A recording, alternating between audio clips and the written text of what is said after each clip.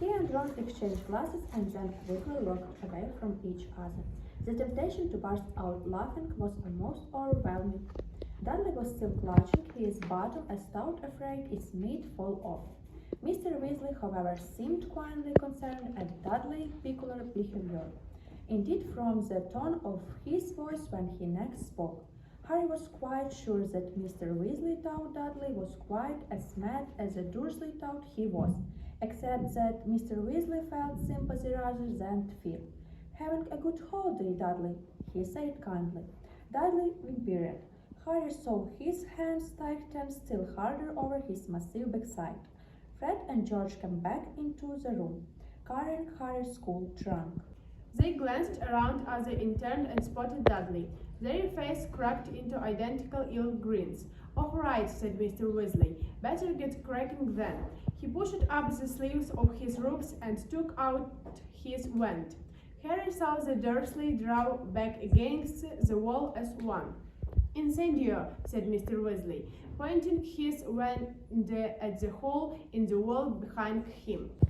Flames rose at one is the fireplace, crackling merry as though they had been burning for hours. Mr. Weasley took a small drafting bat from his pocket and took a pinch of the powder inside and threw it on the flames, which turned emerald green and red.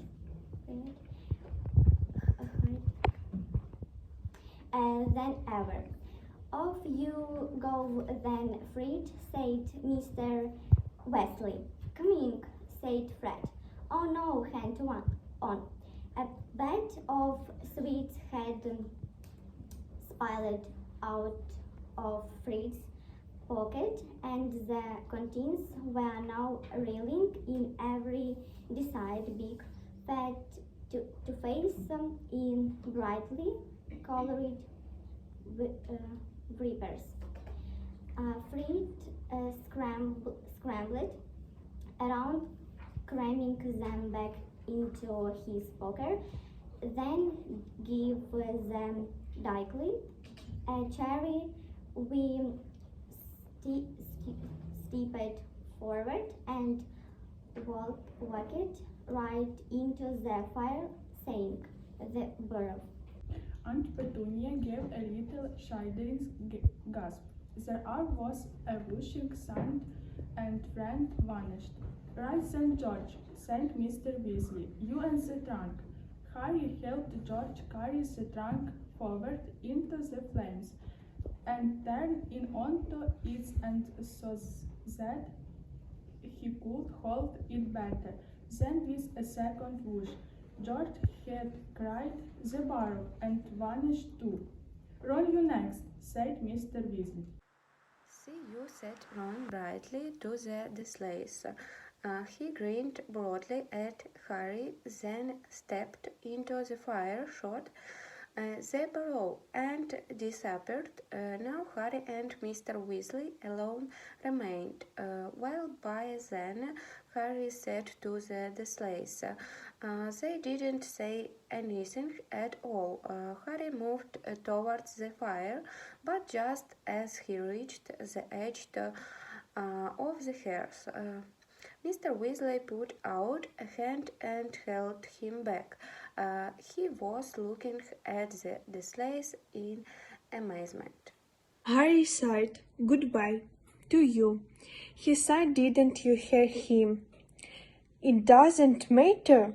Harry mattered to Mr. Weasley. Honestly, I don't care. Mr. Weasley didn't remove his hand from Harry's shoulder. "You aren't going to see your nephew till next summer," he said to Uncle Vernon in mild indignation. "Surely you are going to say goodbye?" Uncle Vernon's face worked furiously. The idea of being such consideration by a man who had just blasted away half his living room wall seemed to be causing him intense suffering. But Mr. Weasley's wand was still in his hand, and Uncle Vernon's tiny eyes darted to it once, before he sighed, very resentfully. Goodbye, then. See you, said Harry, putting one foot forward into the green flames, which felt pleasantly like warm breath. At that moment, however, a horrible gagging sound erupted behind him, and Aunt Petunia started to scream. Harry wheeled around. Dudley was no longer standing behind his parents. He was kneeling beside the coffee table, and he was gagging and spluttering on a foot-long, purple, slimy thing that was protruding from his mouth. One bewildered second later, Harry realized that the foot-long things were Dudley's tongue, and that a brightly colored toffee wrapper lay on the floor before him. Aunt Petunia hurled herself onto the ground beside Dudley, seized the end of his swollen thumb and attempted to wrench it out of his mouth. Unsurprisingly, Dudley yelled and spluttered worse than ever, trying to fight her off. Uncle Vernon was bellowing and waving his arms around, and Mr. Weasley had to shout to make herself heard. Not to worry, I can sort him out, he yelled, advancing on Dudley with his wand outstretched. But Aunt Petunia screamed worse than ever and threw herself on top of Dudley, shielding him from Mr. Weasley. No, really, said Mr. Weasley, desperately. It's a simple process. It was toffee, my son Fred, really practical joker. But it's only an engagement charm. At least, I think it is. Please, I can correct it. But far from beginning the shoot, the Dursley became more panic-stricken. Aunt Petunia was super hysterical, taking Dudley's down the sound determined to rip it out. Dudley appeared suffocation under the combined pressure of his mother and his tongue.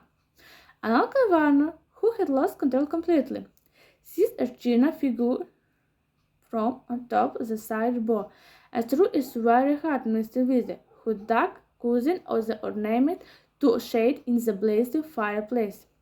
Now really, said Mr. Weasley, angrily brandishing his wand, I am trying to help.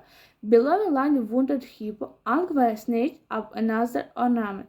Hurry, go, just go, Mr. Weasley shouted his wand to Uncle Vernon. I will show this out. Harry didn't want to miss the fun, but Uncle Vernon's second ornament narrowly missed his left ear, and on balance he threw it best to leave the situation to Mr. Weasley. He stepped into the fire, looking over his shoulder as he said, "The Burrow!" His last fleeting glimpse of the living room was of Mr. Weasley blasting a fat ornament out of Uncle Vernon's hand with his wand. Aunt Petunia screaming and lying on top of Dudley, and Dudley's tongue lolling around like a great slimy python. But next moment Harry had begun to spin very fast, and the Dursleys' living room was whipped out of sight in a rush of emerald green flames. Thank you for your listening. That's